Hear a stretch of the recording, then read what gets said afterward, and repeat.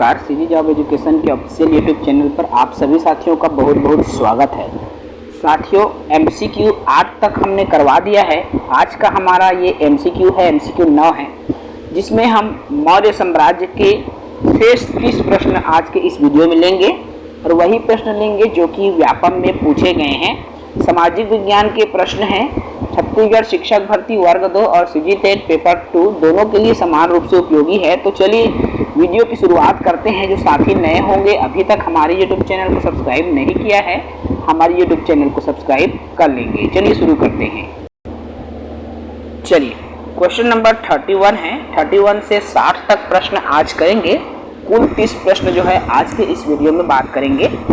चलिए, क्या है पहला प्रश्न हमारा, मौर्य समाज का विभाजन 7 वर्गों में विशेष तौर पर उल्लेखित है। देखो, मौर्य समाज का विभाजन 7 वर्गों में हुआ है, ठीक है।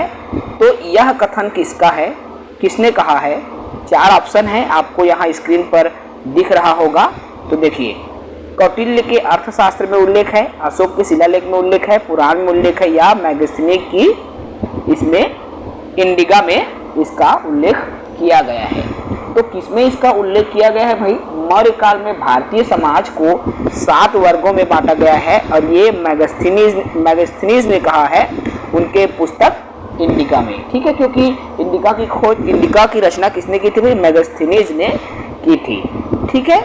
आगे बात करेंगे प्रश्न क्रमांक 32। देखो, वह स्त्रोत जिसमें पाटलिपुत्र के प्रशासन का वर्णन उपलब्ध है, कौन से स्त्रोत में पाटलिपुत्र के प्रशासन का वर्णन है? ए, कौटिल्य का अर्थशास्त्र, बी, मैगस्थनीज, सी, विशाखदत्त, या डी, अशोक के शिलालेख। पाटलिपुत्र के प्रशासन का उल्लेख किया गया है, तो उत्तर हो जाएगा मेरे दोस्तों मैगस्थनीज के इंडिका, ठीक है। चलिए आगे बढ़ते हैं, आगे बात करेंगे। थोड़ा इसको समझ लीजिए। तो जो मैगस्थनीज ने किसकी रचना की थी? इंडिका की रचना की थी और इसी इंडिका में पाटलिपुत्र के नगर के प्रशासन का भी वर्णन किया गया है। उसमें 30 सदस्यों का मंडल हुआ करता था, जिसके अधिकारी पूर्व मुख्य कहलाते थे, ठीक है। चलिए आगे बढ़ जाते हैं। आगे 33 देखिए, क्या कहता है 33? किसी स्थान पर चंद्रगुप्त मौर्य ने अपने जीवन के अंतिम दिन बिताए। देखिए, चंद्रगुप्त मौर्य ने अपने जीवन के अंतिम दिन कहाँ पर बिताए भाई? ए, पाटलिपुत्र, बी, श्रवणबेलगोला, सी, वैशाली, या डी, विदिशा में। तो कहाँ बिताए हैं मेरे दोस्तों? ये छत्तीसगढ़ में। देखो, व्यापम की परीक्षा में पूछे गए प्रश्न है और श्रवणबेलगोला में ये अपना जो अंतिम समय है वह क्या किया था? चंद्रगुप्त मौर्य ने बिताया था, ठीक है। चलिए प्रश्न क्रमांक 34 देखो, केवल एक स्तंभ जिसमें अशोक ने स्वयं को मगध का सम्राट कहा। तो अशोक ने स्वयं को मगध का सम्राट माना, राजा माना। किसमें? मास्की का लघु स्तंभ में, रुमिनदेह स्तंभ में, क्वीन स्तंभ, या भ्रभ्रू स्तंभ में। तो एक ऐसा स्तंभ है जिसमें अशोक ने स्वयं को क्या कहा है भाई? सम्राट कहा है, ठीक है। तो कौन से स्तंभ में है ये? तो देखो भाई, कर्नाटक के, कहाँ के हम ये स्तंभ जो है? कर्नाटक के ब्रह्मगिरी स्थित छोटा शिलालेख द्वितीय में, ठीक है। अशोक ने स्वयं को राजा अशोक कहा, सम्राट अशोक कहा। तो इसका उत्तर हो जाएगा भ्रभ्रू स्तंभ में, ठीक है। चलिए, जयपुर के निकट राजस्थान, ठीक है भाई। चलिए देखिए, आने वाला बात करते हैं अगले प्रश्न की तरफ।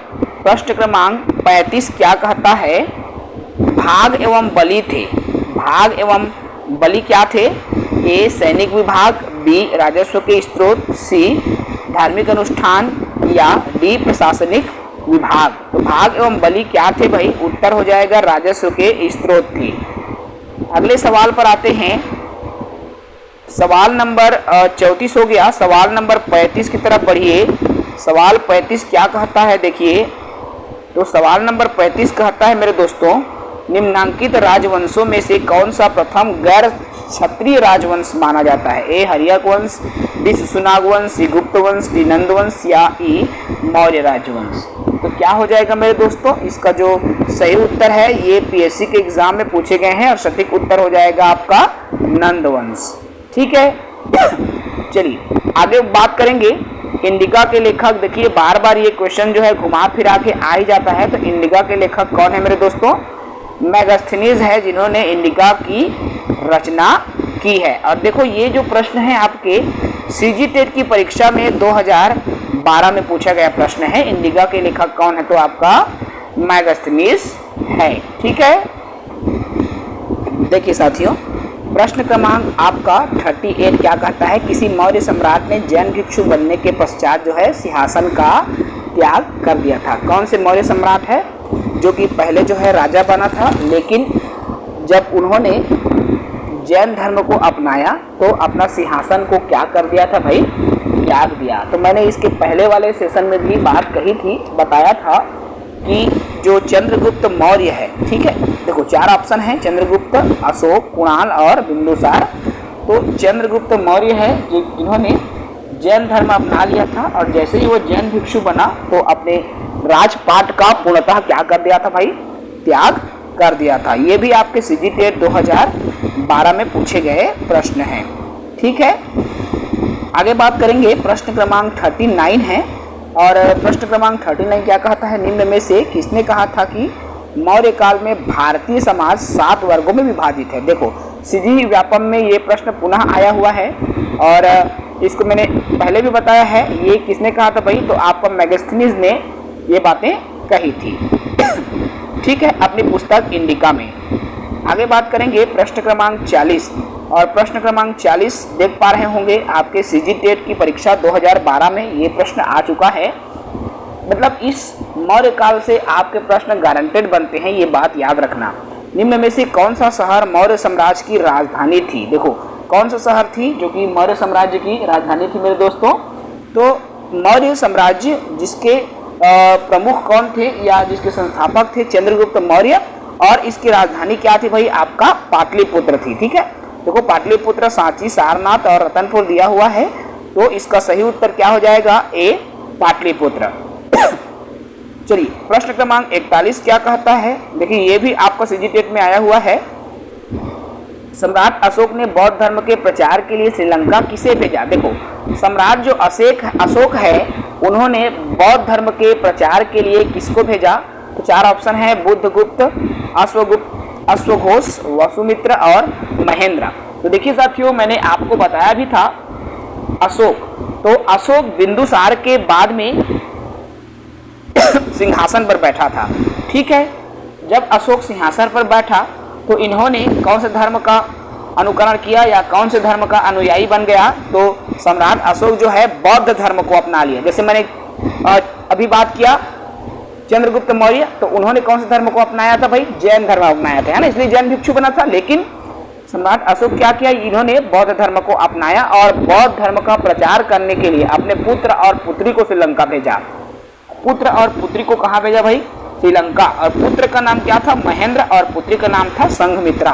तो इसमें देखो संघमित्रा नहीं है, महेंद्र है, मतलब ये सही उत्तर हो जाएगा, क्योंकि प्रश्न पूछा गया है किसे भेजा? तो अपने पुत्र महेंद्र को भेजा, तो उत्तर डी हो जाएगा। ठीक है ना, देखो यहाँ पर आपको समझ में आएगा, महेंद्र एवं पुत्री संघमित्रा को श्रीलंका भेजा था, इसमें संघमित्रा नहीं है, सिर्फ महेंद्र है, तो ऑप्शन महेंद्र सही उत्तर हो जाएगा। ठीक है मेरे दोस्तों, चलिए आगे बात करेंगे। प्रश्न क्रमांक जो है 42, ये भी सीजी टेट में आया हुआ प्रश्न है।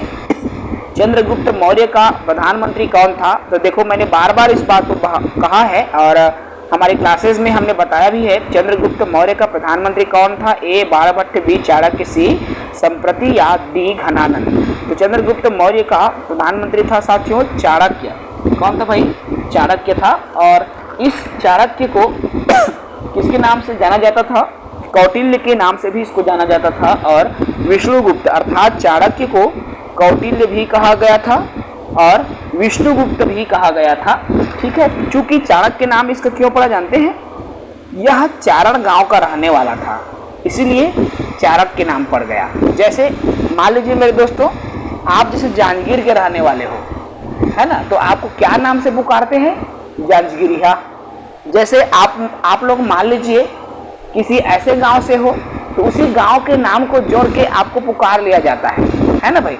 जैसे बलौदा से हो आप, तो बलौदिया, है ना भाई। जैसे बनारी से हो तो बनारिहा, है ना, तो जैसे पेंड्री से हैं तो पेंड्रिहा। तो इस तरह से नाम से पुकारा जाता है। वैसे जब चाणक्य के कहाँ से था, चाणक गांव से था, चारण गांव से होने की वजह से इनका नाम ही चाणक्य रहा था। ठीक है भाई, तो 20 का सही उत्तर CGTET 2012 में आ चुके प्रश्न है। प्रश्न क्रमांक 43 देखिए क्या कहता है कि अशोक की धम्म की नीति का क्या अर्थ है। अशोक की जो धम्म की नीति है, ठीक है, तो अशोक की धम्म की नीति की जो परिभाषा है वो कहाँ से ली गई है, कौन से विषय से ली गई है, तो राहुलोवाद सूत्र। कहाँ से ली गई मेरे दोस्त, राहुलोवाद सूत्र, राहुलोवाद सूत्र से ली गई है, इसको याद रखेंगे। ठीक है, धम्म की नीति। अब इसमें ऑप्शन क्या कहता है, नीति का अर्थ बताना है, ए अहिंसा, बी दया सी दान, या डी सभी। तो इसका अर्थ क्या है, यह कौन सी भाषा का है, तो पाली भाषा का शब्द है मेरे दोस्तों, और इसका सही उत्तर है ये सभी, अहिंसा, दया, दान, ये सभी इसके अंदर आ जाते हैं। ठीक है ना, आगे बढ़ते हैं।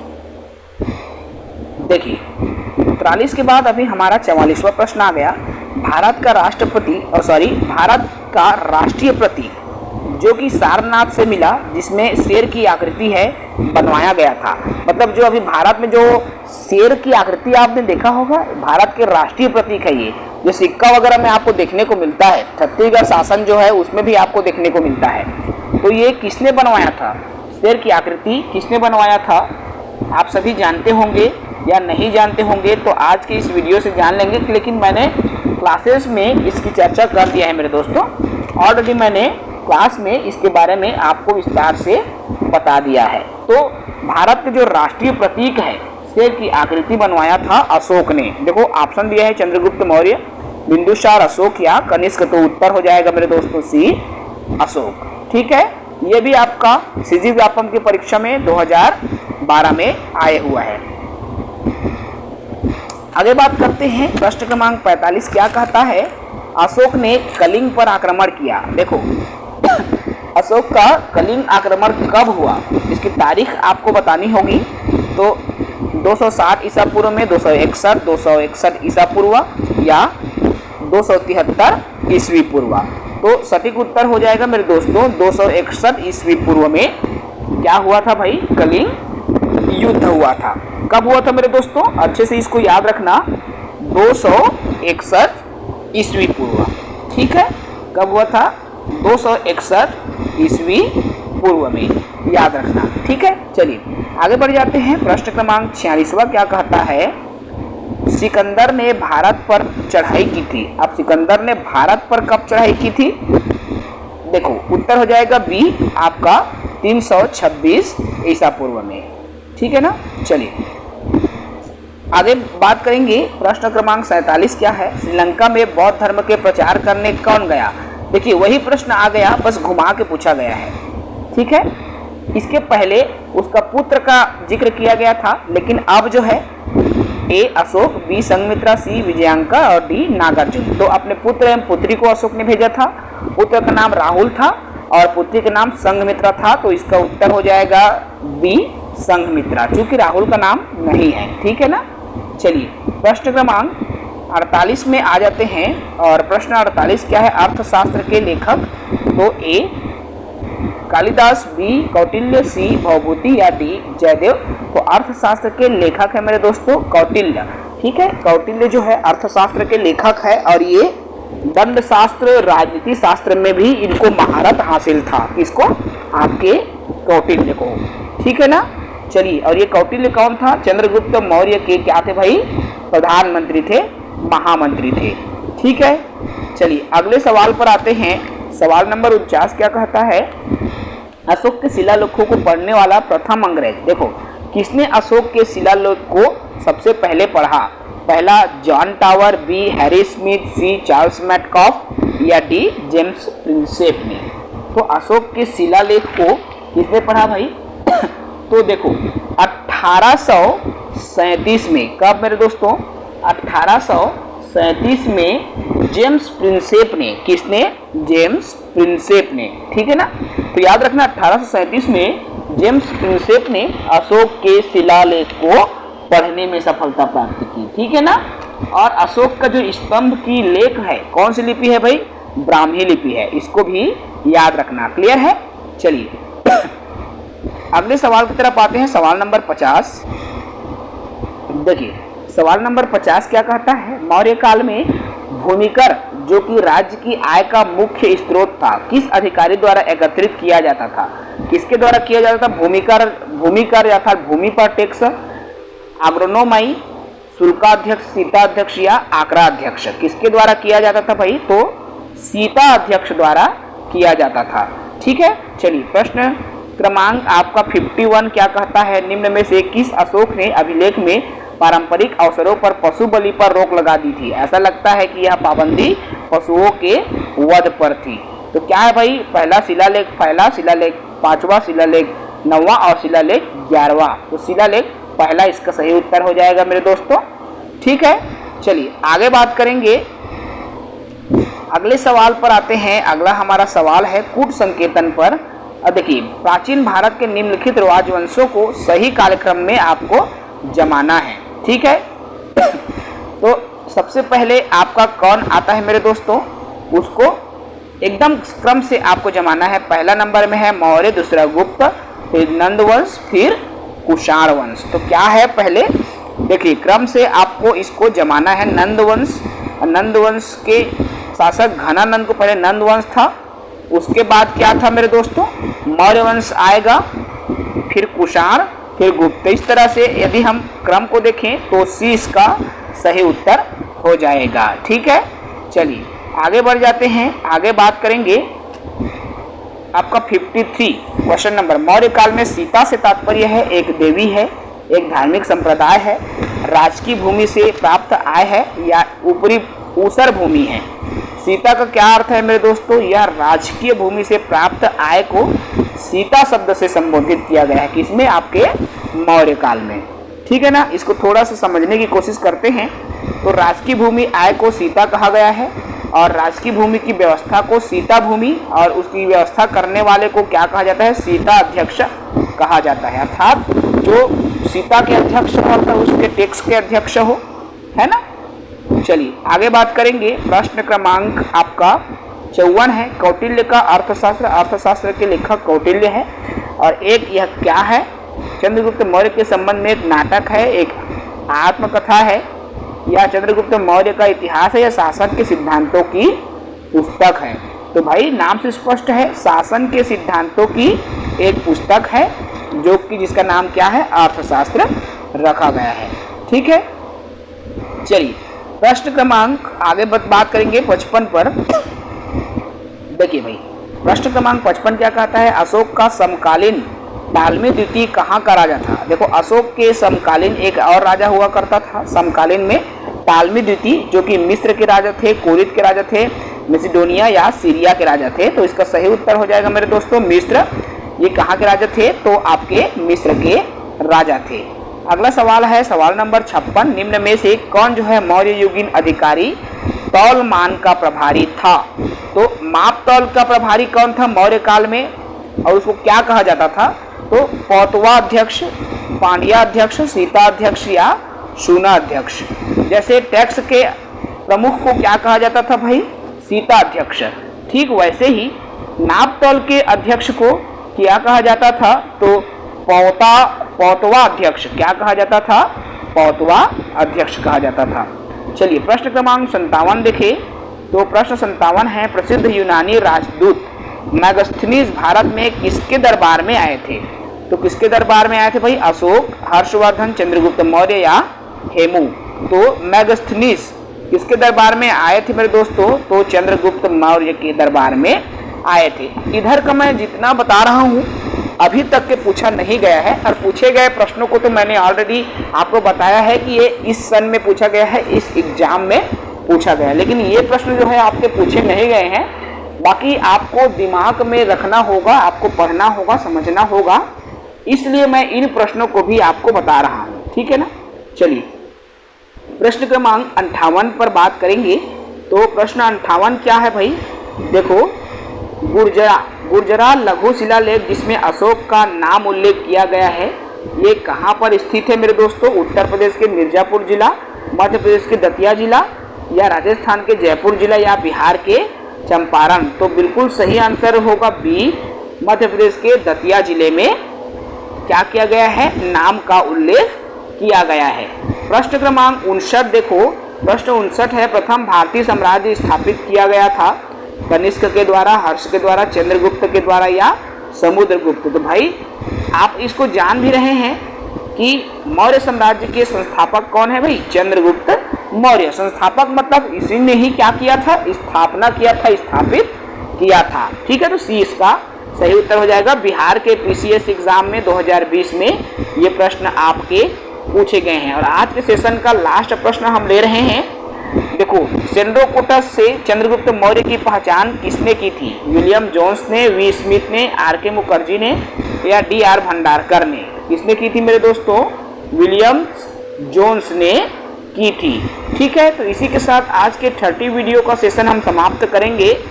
आगे हम अगले सेशन पर बात करेंगे, अगले टॉपिक पर बात करेंगे, क्योंकि आपके इस वाले मौर्य साम्राज्य पर 60 प्रश्न हमने ले लिया है और इनमें से बहुत सारे प्रश्न विविध एग्जाम में भी पूछे गए हैं और कुछ प्रश्न फ्रेशर हैं जो कि अभी तक के परीक्षा में नहीं आए हैं।